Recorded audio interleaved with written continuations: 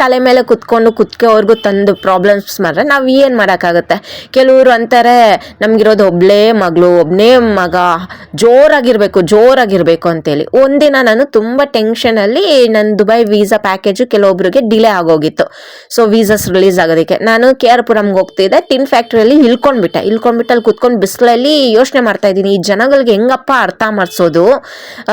ಅದು ಗೌರ್ಮೆಂಟ್ ಇಮಿಗ್ರೇಷನಲ್ಲಿ ಇರೋದು, ಅದು ಡಿಲೇ ಆಗಿದೆ ಬರೋದಕ್ಕೆ ಅಂತ ಎಷ್ಟು ಎಕ್ಸ್ಪ್ಲೇನ್ ಮಾಡಿ ನಾನು ಯೋಚನೆ ಮಾಡ್ಕೊಂಡಿದ್ದೀನಿ ಯಾವ ಥರ ಜನಗಳಿದ್ದಾರೆ ಅಂತೇಳಿ. ಆ ಟೈಮಲ್ಲಿ ಒಬ್ಬರು ಕಾಲ್ ಮಾಡಿಬಿಟ್ಟು ನನಗೆ ಕೇಳ್ತಾರೆ, ಅಮ್ಮ ಈ ಥರ ನಮ್ಮ ಹುಡುಗಿಗೆ ಒಂದು ಹುಡುಗನ್ ನೋಡಮ್ಮ, ನಮ್ಮದು 10 ಎಕರೆ 20 ಎಕರೆ ಜಮೀನಿದೆ, ಒಬ್ಬಳೇ ಮಗಳಿರೋದು, ಅಂದರೆ ಸ್ವಲ್ಪ ಎಲ್ಗಂಪಾಗಿದ್ದಾಳೆ, ಒಳ್ಳೆಯವರು